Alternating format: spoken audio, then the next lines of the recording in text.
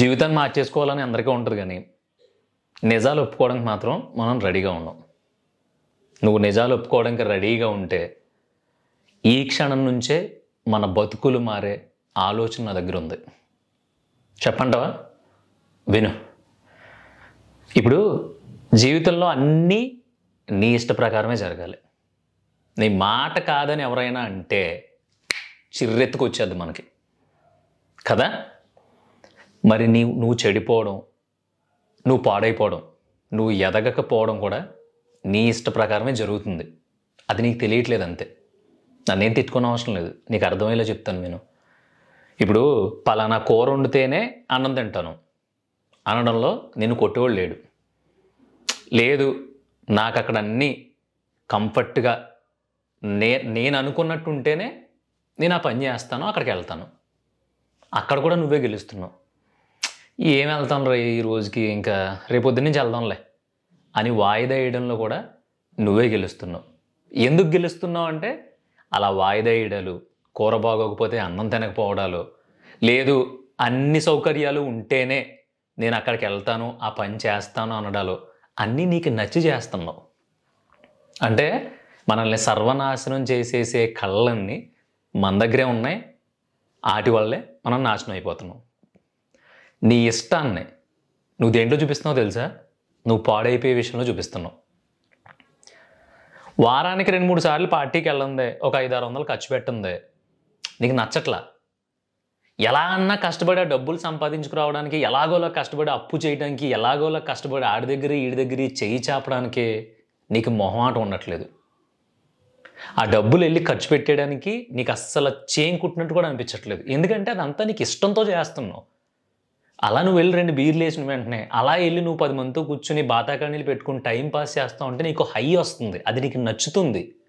నచ్చుతుంది కాబట్టి ఆ పని నువ్వు చాలా ఈజీగా చేసి పడేస్తున్నావు. సో ఇప్పుడు నువ్వు ఎవరిని నిందించాలి? నిన్ను నువ్వు వేలెత్తి చూపించుకోవాలా? నిన్ను నువ్వు పచ్చి బూతులు తిట్టుకోవాలా? అన్నీ నీ ఇష్టంతోనే జరుగుతున్నాయి. పాడైపోవడం దగ్గర నుంచి మొదలుపెట్టి నీ జీవితం ఇప్పుడు ఈ స్టేజ్లో ఉండిపోవడానికి కేవలం నీ ఇష్టాలే కారణం. అదేంటి పృథ్వీ అలా అంటో, నీకు కూడా పిచ్చి దొబ్బింది ఈ మధ్యన అని అనిపిస్తుందా? ఒకసారి ఆలోచించుకో. మన ఇష్టాలు మాత్రమే మనల్ని పాడు చేస్తున్నాయి. ఎందుకో చెప్పనా? పొద్దున్నే లేచి మన బతుకేంటని మనం ఆలోచించుకోవడం మనకిష్టం ఉండదు. పొద్దున్నే లేచి ఎక్సర్సైజ్ చేద్దాము, బయటికి వెళ్ళి వాకింగ్ చేద్దాం, రన్నింగ్ చేద్దాం, ఈ మనకి ఇష్టం ఉండవు.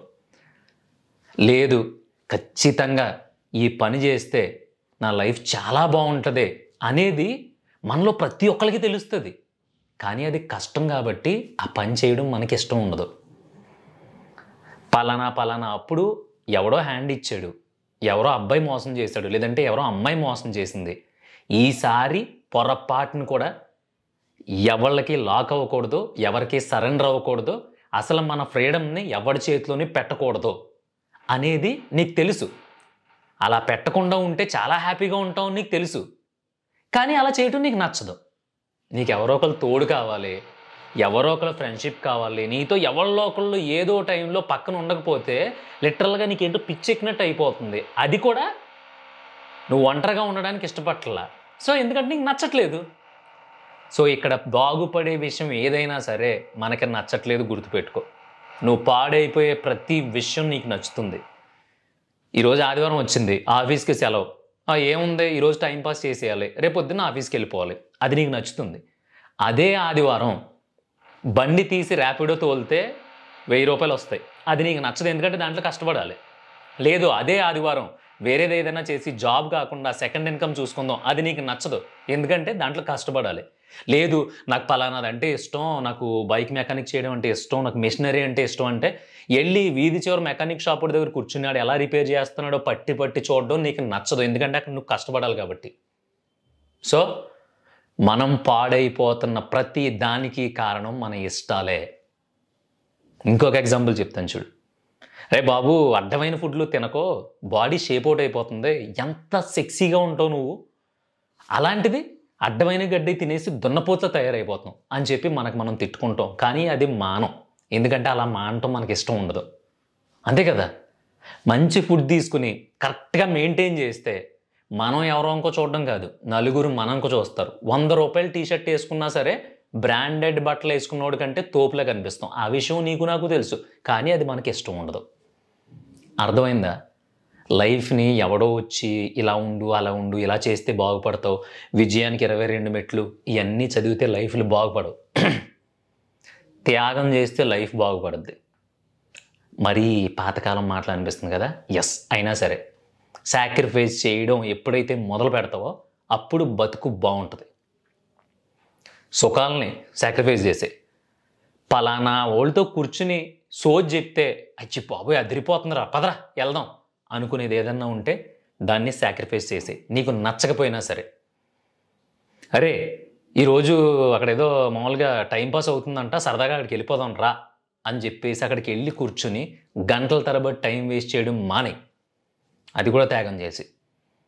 ఒక్కసారి లైఫ్లో మోసపోయావు కాబట్టి ఈసారి లేదు, ఇంకొకసారి అలా జరగదు, నేను ఆళ్ళల్లా కాదు అని నీ జీవితంలోకి వచ్చిన ఫ్రెండ్ అయినా, అమ్మాయి అయినా, అబ్బాయి అయినా, ఇంకోటైనా సరే దయచేసి అట్లా ఇలా పక్కకి జరిపే. కష్టంగా ఉన్నా సరే త్యాగం చేసే. నీకు ఏదైతే నచ్చుతుందో ఆ నచ్చే ప్రతి విషయాన్ని దూరం పెట్టే. నీకు నేను చెప్పేది అర్థమవుతుంది అనుకుంటున్నాను.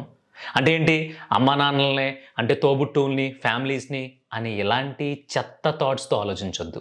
నేనేం చెప్తున్నానంటే, మన టైంని కిల్ చేసేసే నీ ఇష్టం కానీ లేదు, నీ ఎదుగుదలను ఆపేసే నీ ఇష్టం కానీ లేదు, మొత్తం నిన్ను సర్వనాశనం చేసేసే స్నేహాలు, ప్రేమలు, బంధుత్వాలు లేదంటే రిలేషన్స్ కానీ వాటన్నిటినీ నీకు ఎంత ఇష్టమైనా సరే ఆ ఇష్టాలని కష్టంగా మార్చుకున్న పర్లేదు దూరం పడేసి.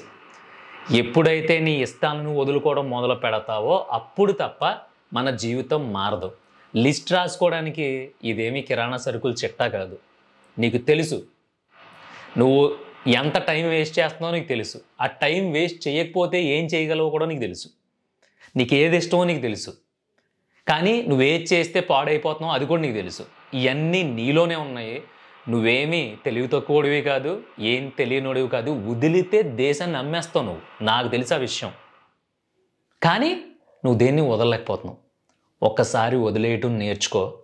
జీవితం నీ చేతిలోకి తిరిగి తిరిగి వచ్చి బందీగా చిక్కుకోకపోతే నాకు మెయిల్ కాదు, నాకు డైరెక్ట్గా ఫోన్ చేద్దు. కానీ ఎందుకంటే త్వరలో మన నెంబర్ లాంచ్ చేయబోతున్నాం, ప్రతి ఒక్కరితో మాట్లాడబోతున్నాం. కాబట్టి దయచేసి ఇష్టాల వెంట పడి నిన్ను నువ్వు గొల్ల చేసుకుని నీ జీవితాన్ని తూట్లు పొడి చేసుకోవచ్చు అనేది నా ఉద్దేశం.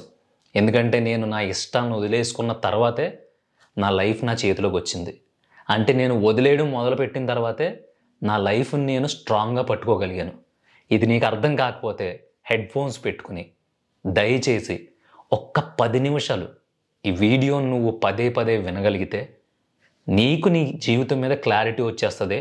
నీకు నువ్వే ఋషివి, నువ్వే మంత్రివి, నువ్వే రాజువి, నువ్వే సేనాధిపతివి అవ్వకపోతే నా పేరు మార్చేసుకుంటాను. ఇదేమి నేను ఇంప్రెస్ చేయడానికి చెప్పే మాట కాదు. నేను చాలా అనుభవించి నేను ఎక్స్పీరియన్స్ చేసిన తర్వాత నీకు చెప్పాలనిపించి చెప్తున్నాను. అర్థం చేసుకుంటావు అనుకుంటున్నాను. అర్థం చేసుకోకపోయినా పర్లా, ఇంకో 10 సంవత్సరాలు అయిన తర్వాత బాధపడేది నువ్వే కాబట్టి పెద్ద లాస్ ఏమి ఉండదు. అప్పటికన్నా అర్థం అవుతుంది కదా.